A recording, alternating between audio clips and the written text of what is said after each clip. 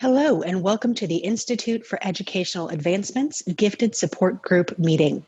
I'm Amber McLaren, Enrollment Manager here at IEA.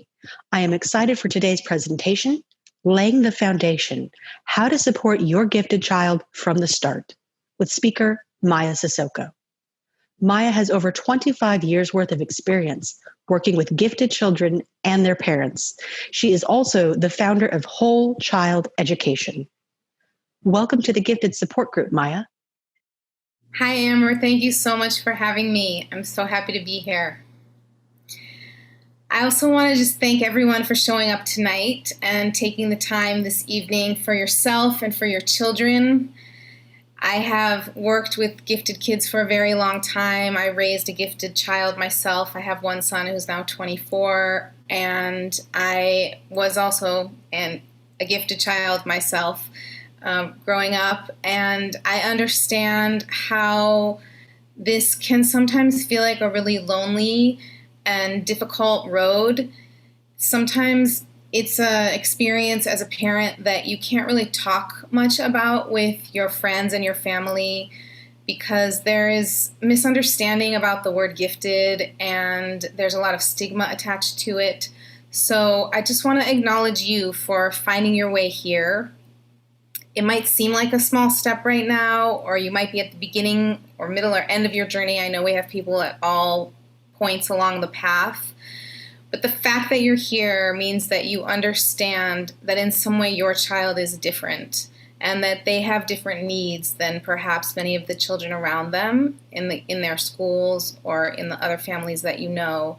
And I hope that tonight I can help take you just one more step along this journey. I want to invite you for the next hour or so to hold the perspective that you really are on the right track and to think about, as you hear me make some suggestions along the way, think about all the things that you are doing right and that you are doing well rather than what is missing, because I'm sure that there is a lot that you're doing right. And we can always all get better, but as we know, gifted kids have a tendency to be perfectionists or have perfectionist tendencies, and often the parents do too. So we need to be kind to ourselves along this journey. As Amber mentioned, I taught at the Nueva School that's here in the Bay Area for 15 years, and I was trained in New York City at the Bank Street School for Children and worked there before moving out to the Bay Area over 25 years ago. And my son also attended Nueva, and he is now, he just finished his first year at Harvard Law School. It was not an easy road. I've learned a lot, and that's what I'm here to do, is to just share. When I left Nueva, I decided that I wanted to start something that I could help reach other children, to teach them in a way that I had taught at Nueva, where we really have individualized, differentiated programming for students. I work one-on-one with kids, and I really design to their needs, and I really let the children be in charge. So they have a lot of autonomy and a lot of decision-making in the process of what they learn. And through that experience, I realized that parents also need support, and that it was a really great way for me to reach and do deeper work if I could work directly with the parents as well. So now I do coaching and advising for parents. I help parents find the right educational match for their child. I train them on how to do homeschool programs. And then I also work one-on-one with kids. So I'm going to jump in and get started with the top 10 greatest. I first want to just briefly give you this little checklist. I'm assuming that if you're here, you already are familiar with enough about what gifted means, and you know that your child probably has some, or if not all, of these and more characteristics. So I'm not going to spend too much time on this. I really want to be able to answer your questions, and so that's why I chose to cover a broad spectrum tonight of topics, and hopefully if your questions aren't answered within this presentation, you'll have a chance to ask them in the Q&A or reach out to me later. Before I get to the first of the top 10, I want to give a little bit of background and structure for how this is going to unfold. The foundation that I want to speak about has to do with a theory that came from Dr. Alfred Adler, who worked with the famous psychiatrist Sigmund Freud, and he believed that all behavior was goal-oriented. All humans, we all have a few basic needs, and once our child's basic needs for food and shelter are met, the next two fundamental emotional needs are to feel a sense of belonging and significance. So because of this, when we see a behavior like the island that is just peeking out from the water, we see the behavior, but if we just dig a little bit underneath it, we can start to understand that there's a lot underneath that's motivating that behavior. And if we can start to figure out what's motivating the behavior, then we can figure out what our child needs. If we dig down deep enough, it's really usually one of two needs: a need for belonging, connection with others, or a need for significance. We all have a need to feel empowered and to be in charge of our own lives, and that's what the significance is about. So you can think of all behaviors as falling into two general buckets. One is the bucket of to fulfill the need for belonging, which we call the attention bucket. And the other is to fulfill the need for significance, and that's the power bucket. And you can start to think about pretty much every behavior that your child is doing. You can filter it through these two buckets. Is this showing me a need for power or a need for attention? There are positive ways that we can fill these buckets for our children as parents. We can give them our undivided attention. We can have them take on responsibilities and jobs within the household so that they can feel capable and see themselves as capable and responsible. That fills their power bucket. If they are not getting enough of the positive attention or power, then they'll get it any way they can. So then they will try getting them in negative ways. Maybe they will be interrupting you a lot and trying to get your attention in that way, and breaking rules and trying to get power back in that way. So these top 10 hits that I'm going to go through, you can think of them in terms of these two ideas of how can we fill the attention bucket and how can we fill the power bucket in positive ways. So the first question I want to tackle is, what does my child need from me more than anything? And this is unconditional love. These are some pictures of my son and I at various ages and stages of his life. Unconditional love is a medicine that creates deep bonding, and you can't assume that your child knows that you love them unconditionally unless you are very explicit and you tell them this through your words and you show them this through your actions often. When they make a mistake is a great time to remind them, not of what they did wrong or that you told them so, but rather that you will love them no matter what they do, no matter what poor choices they make, no matter what mistakes they make. You are always there for them, and this is an opportunity for you to welcome them with open arms. Sometimes it's the hardest thing for us to do as parents because our kids will disappoint us, and maybe we see it as a reflection of ourselves. Maybe we don't even realize why it's triggering us so much. But when you have the opportunity and when your child makes a mistake in any way, or what you might call letting you down, you can flip that perspective and say, this is an opportunity for me to show my child that no matter what, when I said those words, now it's my time to really be able to show that to them, that I am not going to come down on them. I'm going to hold them close. I'm going to welcome them in, and we can deal with whatever came up. We can deal with that later. But for the moment, this is my job, is to hold them close and show them that I accept them no matter what. We are the only people that our children have who will do that for them. And so we really need to show up in that way for them. This builds trust, and it sends a message that your children can come to you with anything. And that is what we want, of course. We don't want them to ever hide anything from us. But if they don't feel that we are welcoming and accepting of them, even at their worst, then when they do go through something hard, they're not going to trust or believe that we're willing to show up without judgment and really show them that we love them unconditionally. So it opens up the lines of communication. And it doesn't mean that you can't have opinions and judgments and rules and boundaries, and we'll talk about that later. It doesn't mean that there aren't logical or natural consequences to their actions and behavior. That can come later. But the very first response, rather than a reaction of disappointment or a reaction of anger, and I'll be saying this again and again, is, can you check yourself first?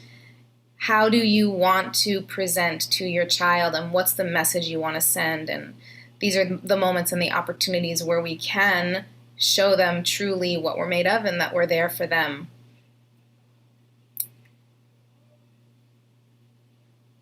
So how can we fill our children's power and attention buckets? Maybe you can think of some ways that you have noticed when you do something, when you answer them in a certain way, when you give them your undivided attention, they will respond and they'll step up. Maybe sometimes you see that if you let them do something that you weren't sure that they could do, if it's a young child, maybe cutting with a sharp knife or using the washing machine or eventually driving the car, we have to take these leaps of faith even before we know and maybe believe and trust that they're fully prepared. And then it shows them that they are capable and that they can believe in themselves if we believe in them first.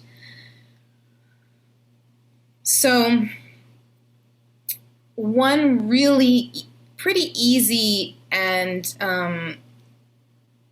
powerful way to fill our child's attention and power bucket is to spend time with them in a very particular way, which has to do with no distractions and undivided attention and coming down, or I shouldn't say down, but on an equal level as your child, meeting them where they are. So we take off the parent hat, we take off the suggesting and the judging and the correcting and the directing, and we really meet them where they are. We ask them how they want to spend this time, and we get down on the ground, on the floor, or outside, or whatever they want to do. We're open and willing to do that, to be in the child's mind.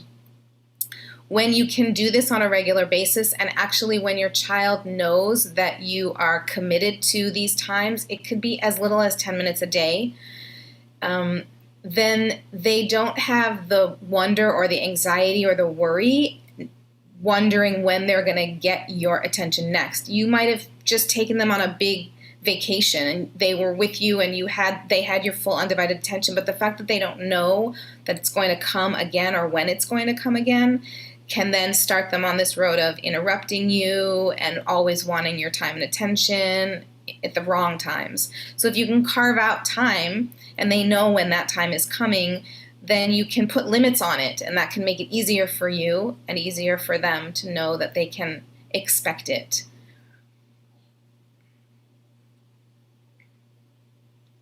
How do we make our children feel safe and have some ease in today's world with so many anxious and depressed children and people and so many real worries and concerns?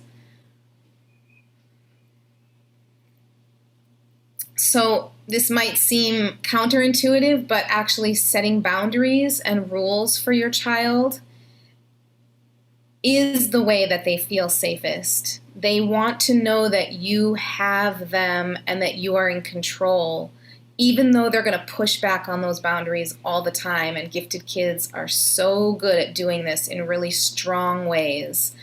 They're smart and they're clever and they're manipulative, and we want to harness all of that brain power and all of that smart, rational, logical thinking, and we want to train them to use that in ways that are going to work for them and work for the people around them. So it's your job to set those boundaries and then to leave some room for them to negotiate when they have a good case, so that they know that they can really take their thoughtful time to put together a good argument, to consider all the sides, to understand your concerns, your worries, and then to discuss it with you and to at least have you listen. You don't have to make any promises that you're going to agree with them, but to even leave the space open to hear them out and hear their side is filling their power bucket.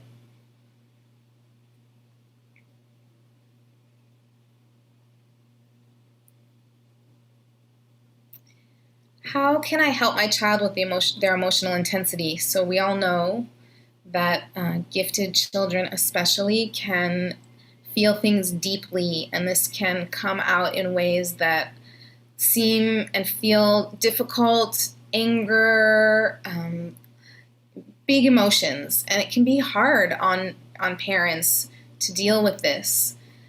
So I'm wondering if you can think of any times when you have done something that has seemed to work better than others. What is it that you can do? We can't control much, but we can control ourselves, and we can sometimes control the environment. So if we can't control our children, there are things that we can do as parents that can really make a difference. The first thing is to notice what it does to you when your child has big feelings. How are you reacting? And how are your reactions probably influencing your child and your child's feelings? Is there space for them to have these big emotions? Again, our children want to know that we are a safe container for them. So if we tell them, I don't want to hear that, go in your room and cry or scream, basically we're teaching them that we're not okay with, and the world's not okay with how they feel. And so we're teaching them and training them to put it inside or put it away and hide it. Again, if we want to send the message that we want our kids to come to us when they have a hard time, we have to be willing to stay in the hard time with them in the hard moments. And that really means working on ourselves and checking ourselves to see, maybe, why is this triggering me so much? Why am I having such strong feelings about this? Why do I feel like they did the wrong thing?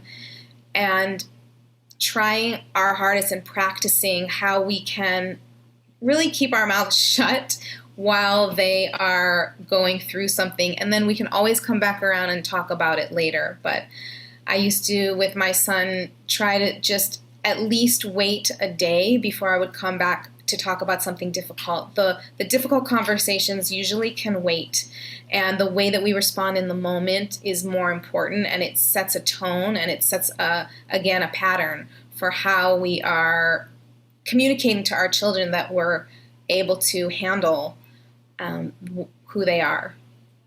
So, are you steeped in emotional vocabulary? Are you able to name feelings? Are you able to give them some words to use? I would highly recommend the work of Lisa Feldman Barrett. She's a neuroscientist who has some really innovative research and deeper understanding of how our emotions and naming our emotions works in training our bodies and our minds and our children's bodies and minds to have how they deal with emotions later on. Her book, she has one book called 7.5 Seconds and one called How Emotions Are Made. So how you manage your own reactions as parents is probably the most important thing you can do for for your child and helping them, because you're modeling for them, and they're going to follow your lead on how you deal with your own emotions and the emotions that are in your world and in your family. And that is what is going to really build who they are. I would say a couple of things about ways that you can also calm your children. I used to, when my son was younger, I used to put him in water. I would take him and put him in the bath or in the shower, and it just kind of changed the energy right away.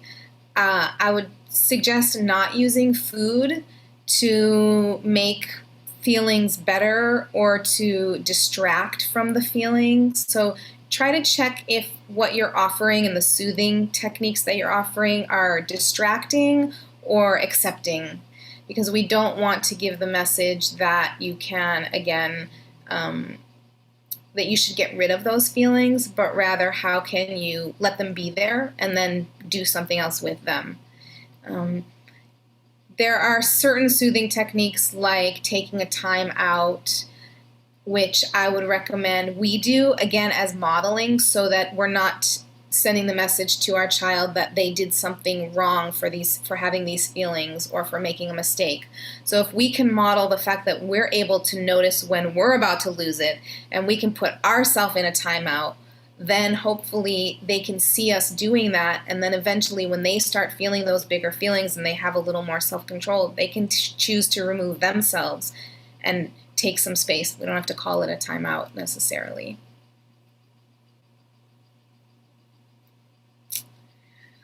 The best way to build trust and make sure that your child tells you the truth. So we've already covered that a little bit with the other ones.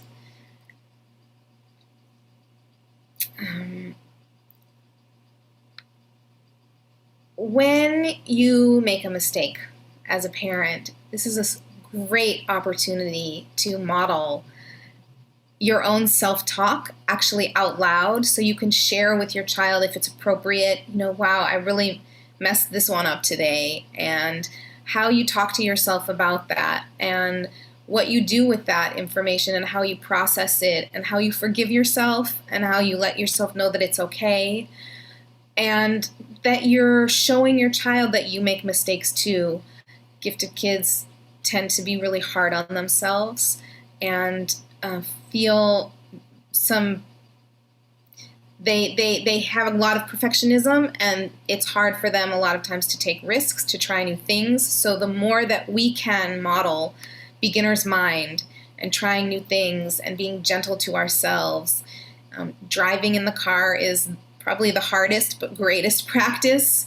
So start to notice how you maybe talk to other drivers when you're in the car, or how you talk to yourself when you're driving.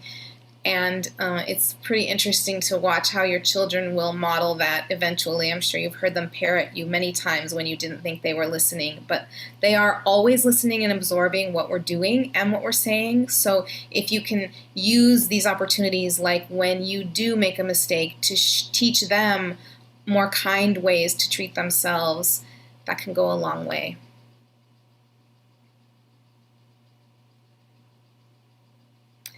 How do you help your child with transitions? So we know that 2E kids and gifted kids and sensitive people have a hard time with transitions. We feel things deeply, and it's hard for us to move away from one thing into something new. It's hard to start new things, and it's hard to say goodbye. It's hard to leave something that we love.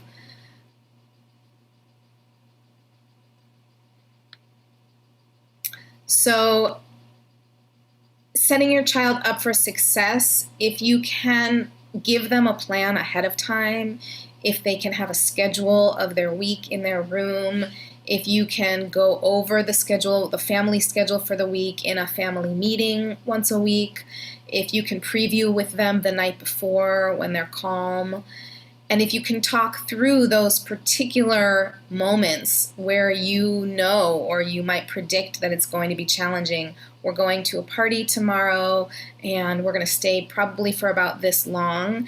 And if your child, depending on how old your child is, you can actually design with them how they would like you to help them transition. Do they need a reminder? Do they need 2 reminders? Would they like it to be 10 minutes before? Do they want a bigger reminder, 30 minutes before? And then when it comes time, they still might have big feelings about it, and that's okay. You can empathize with their feelings, and you don't have to change your plan just because they have big feelings. You can still move through what needs to be done in a calm, clear, firm way, loving way, unconditional way, and still go forward with the plan. And again, they'll learn that they're going to survive and that you understand and you have empathy for them and you're there for them. And these things are still going to happen and it's going to be okay.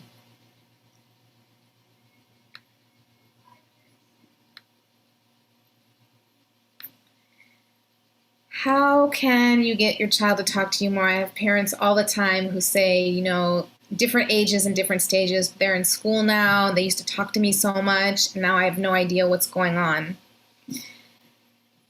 So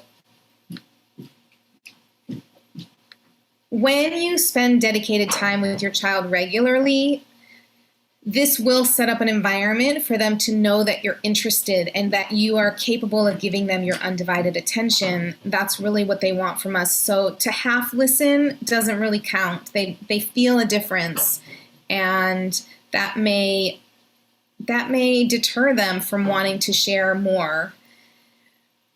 Make time to listen even when it's not convenient for you. This is great practice as your kids get older and become teenagers. I remember my son would choose to share his most intimate, special moments of his life and his day with me when I was about to fall asleep. Not just getting ready for bed or in bed, but he would barge into my room when I was about to fall asleep.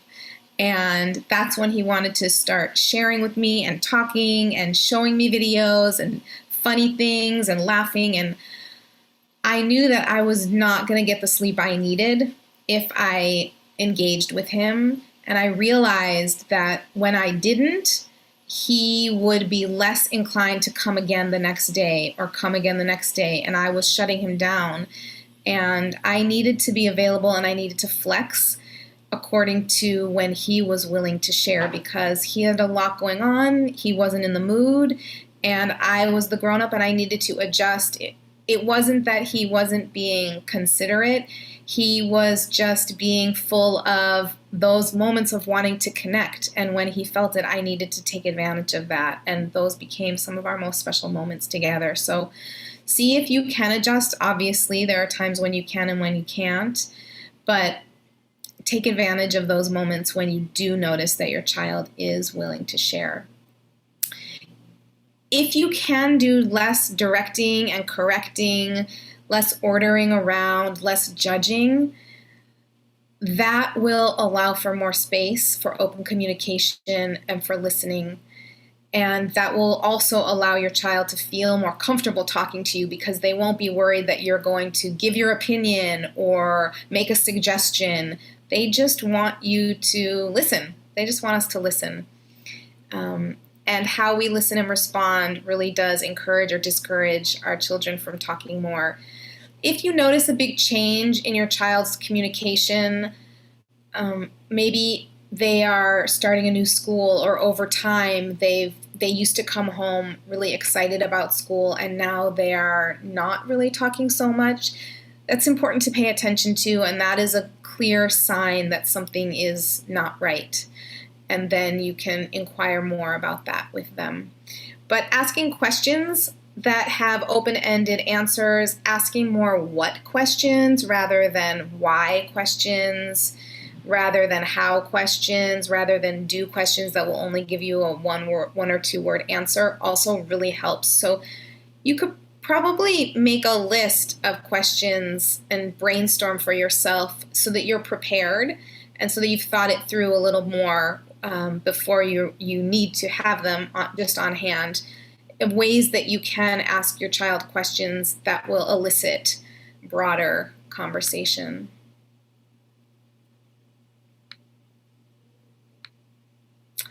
How can you best support your child at school without being the helicopter parent?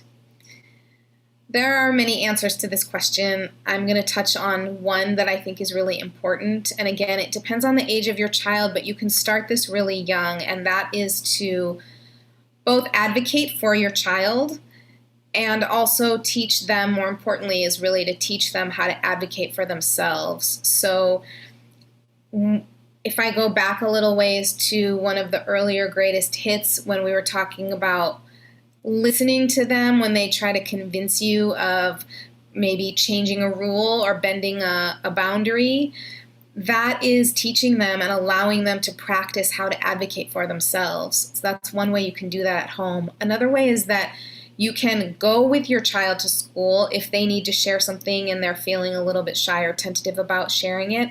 You can just be there as a presence and then encourage them to use the words while you're standing there with them.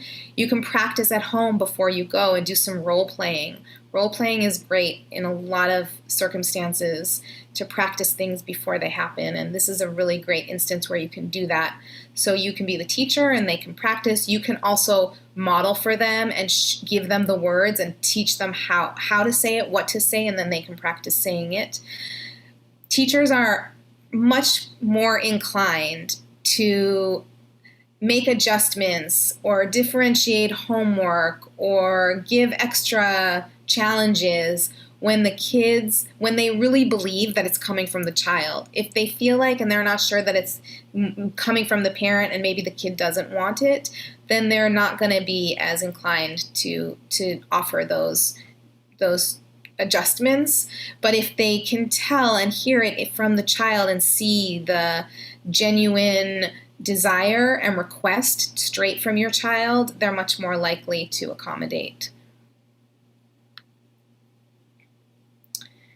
And then there are just those moments where your child is just having a meltdown and you can't figure out why.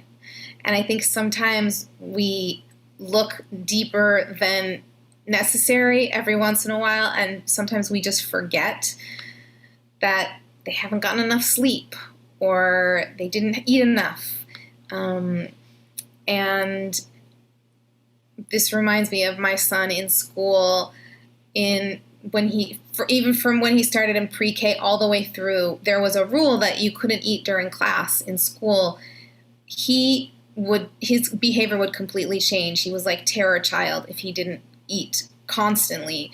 So I explained this to the teachers, and we figured out ways that we could stash food in his locker and in the fridge and different places. And since I was a teacher in the school, he could come up to me and get food.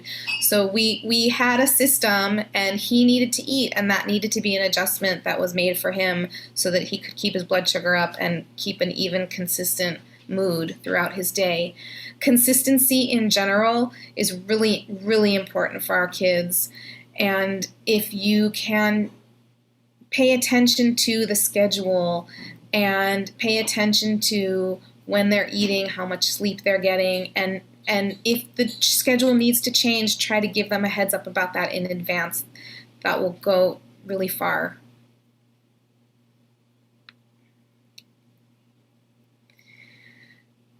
So I have a lot of parents who come to me with different challenges and different questions, trying to find new school, trying to get the school to make adjustments, trying to deal with intense emotions at home.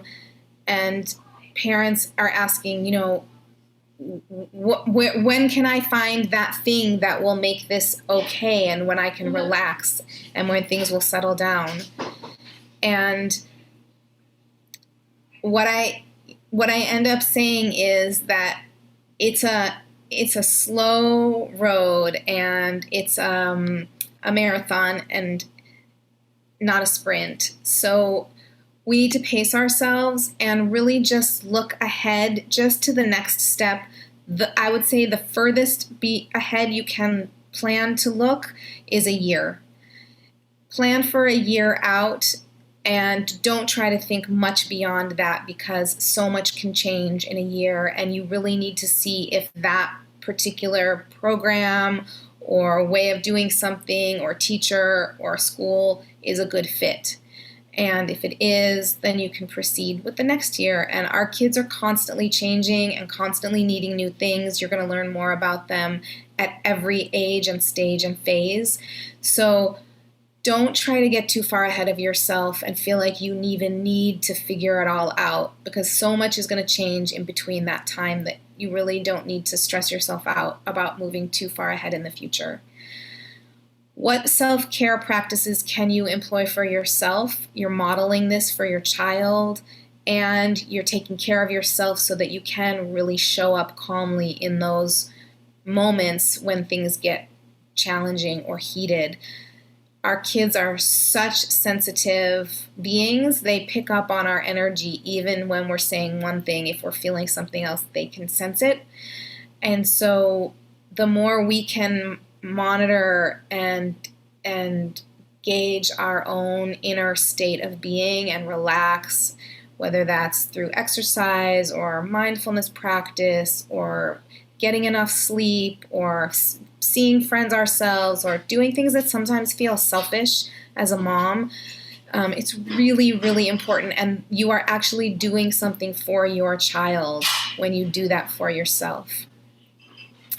It's okay and it's best to find people that you can call on for support.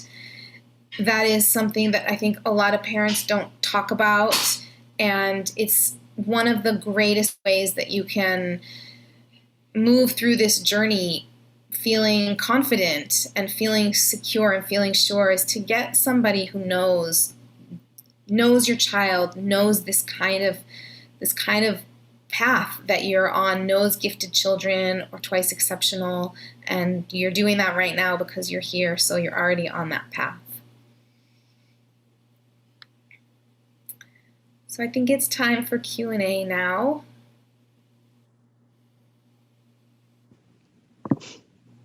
Hello, everybody. Thank you so much for sharing your knowledge and your insights with us. That was really great to listen to, and I really appreciate you're hitting in the parent self-care, reminding us how much it's important and integral to the kid to also take care of ourselves. So thank you for those reminders. For everybody out there, whether you're on Facebook or watching via Zoom, please feel free to submit your questions in the chat.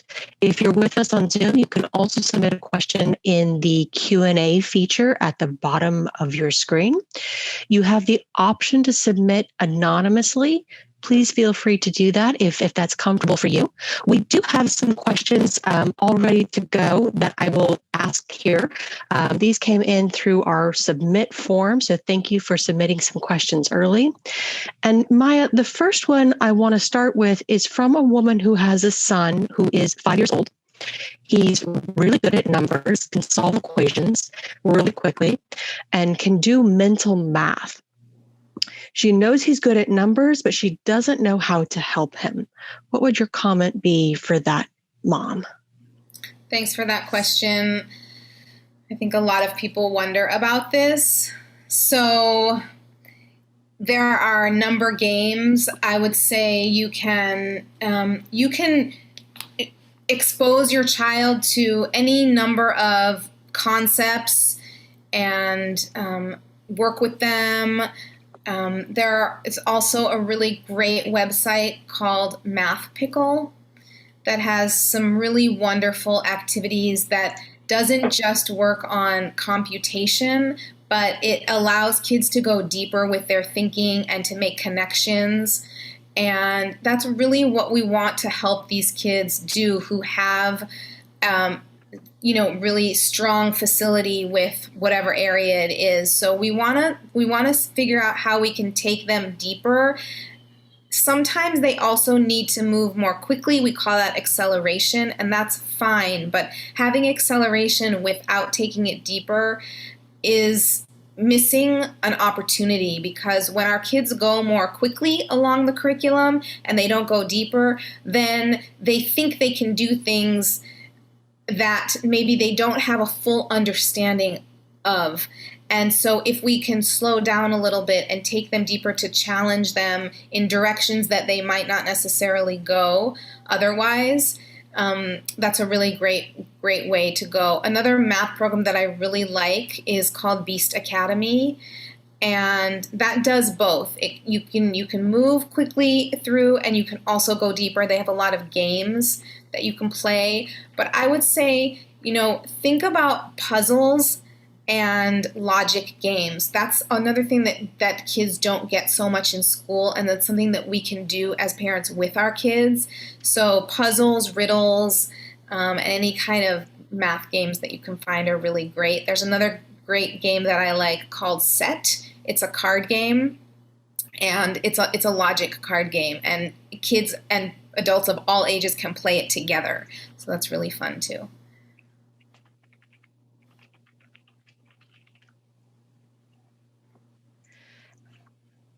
I think that dovetails nicely to another question we have here. It's from a parent asking about summertime learning and support activities. And Maya, in our pre-conversation, you had a comment about reading. Amber, would you mind repeating that, please? Oh, sure. We had a question come in about summertime learning and support activities. It reminded me of the conversation we had before we started the webinar about reading and how you felt about reading over the summer. Thank you. Yeah. So I have a brother who is an astrophysicist at a university, and he coaches a lot of high school students, and in getting them ready for college and beyond. And sometimes he talks to my students who are interested in that topic. And whenever he's asked by parents or by students, what can I do? What should I do more of? It's usually too hard for younger kids to do any more math at their stage to prepare for astrophysics. But he always says read. And growing up, he was reading constantly. And he says there's no better preparation for anything in life than to read. And I think that as parents, I just want to give you permission to know that your kids can read anything. It doesn't matter what they're reading, and that audiobooks count as reading too. So, as soon as when libraries open up again, that's the best way to go. If they can have regular trips to the library, then they can just peruse the shelves until we're at that point again. If you can teach them about Amazon reviews. If you know there's a book that they really like, you can go to that book on Amazon, and it will suggest other books like that book, and they can read the synopsis of those books, and just give them lots of choices and lots of exposure to lots of different books. There are many places where you can get book lists also online. But I would say, also choose books that you loved when you were a kid, and you can recommend or read those together with your kid. Read aloud. There's a lot of research that shows that read aloud is beneficial for children through 4th and 5th grade and beyond, actually. And it's another really nice way to spend time with your child. You can take turns reading. You can just read to them if they enjoy it. So I think, if nothing else, if there's just reading happening, another thing is you need to model reading. Also, it's not just for kids, it's not just for them, but if they see you reading, if they see you excited about books, that's great modeling. So just have a culture of books and book reading. Leave books around, bring books in that you're not sure that they might be interested in, just leave them around and they'll probably pick them up. In terms of other summertime activities, I think more than anything right now, we need to get our kids outside in nature. We need to get them reconnected to the land and away from screens, and alone or with other people, with family or with friends, but just being outside and letting kids really decompress from this intense year plus that we've had is super important. I know a lot of parents are concerned about lost school time. I don't think the summertime is a good time to cram and try to prepare them or make up for what they've lost, except for what they've lost as children. And that's really a sense of feeling free and being outside and playing. And if they have a lot of that, then they will feel more willing to start school in a more positive way in the fall. You want them to have an open mindset going back to school. So the best way you can do that is to give them a break. If they're interested in something academic this summer, great. You can find a class or a course for them to do that. But otherwise, I don't think you need to feel responsible to have them catch up. Thank you. Sharon, thank you for also mentioning momath.org in the chat. And then you also mentioned having a lot of picture books and chapter books that introduce math concepts. Some authors that your children have enjoyed are Cindy, I'm going to butcher this last name, I'm going to pre-apologize, Neuschwander and John Cizik. I'll have to look those two up. Those are two new names to me, but those are some additional chats. I have a text question that a parent sent to me asking about how to model dealing with frustration. If you have any thoughts or tips on that, they have a child that gets frustrated really easy and they're not sure how to help them through that. Yeah, that was greatest hits number 11. And we could do a whole webinar on that alone for sure. That's a lot of what I work with when I work with learners one-on-one. It is definitely harder to work on that issue as a parent than it is to have somebody else work on that with your child. And of course, you still want to be able to do what you can and help model that. So, what do you do when you're frustrated? And you can talk that out and show your child what you do. And if you can break things down in really small pieces, because gifted kids have a tendency to be able to see the final product really clearly. They know what they want and how they want it to look, but getting there is much more difficult. So scaffolding it in small ways. If you can catch them at a time where they are working on something challenging, maybe a Lego project or building something or a school project where they accomplished it and did it well and got through their frustration, definitely use that as an example to remind them of what did they do there? What was it that worked well? You could even videotape them sometime or take some pictures and break it down so that they could have a visual to remind them of the little steps and stages. And another thing that I always recommend is learning something that takes a long time. So a musical instrument is a great example of this. I used to always recommend for our Nueva students to study an instrument where you have delayed gratification and you really need to wait to see the growth over time. And you have such incremental pieces of growth that you can't really see it, on a daily basis. And that's building that muscle of coming back to something and sticking with it. Excellent plug for music programs as well. So I love hearing that. We have another question here in the chat. This one's for a bit older student. Lily, if I'm saying this incorrectly, please correct me. You have a student who's at boarding school and you have a lot of anxiety and you're wondering how to manage your mixed emotions about missing her and worrying about her. I think that could be a universal question for any parent who has a kid going back to school currently in our newly open state. How do you manage mixed emotions of missing and worrying for a parent? Thanks. Maya, do you have any thoughts on that? Yeah, that's such an important question. We all have our specific tools that help. I think the first thing is acknowledging that you're having these feelings, whatever we're feeling, learning how to be with our feelings and learning how to even recognize that we're having them. Paying attention to where they're happening in our bodies in the moment and what the sensations are allows them some more space to be there. And when they have more space to be there and we recognize them, they actually tend to dissipate more quickly. When we are pushing against them and fighting against them and feeling like I shouldn't be feeling like this isn't okay, I wish I could feel better, the feelings don't have any room to exist, to move through us. And that's really what they want to do. They want to come and they want to go. And so if we can just learn how to breathe and sit with it and practice mindfulness, I I really love Tara Brach. She's a meditation teacher. She has a podcast and does talks and leads meditations. And there are many apps out there today for mindfulness, breathing. And really the whole point is, how can we sit in our discomfort and let that be okay?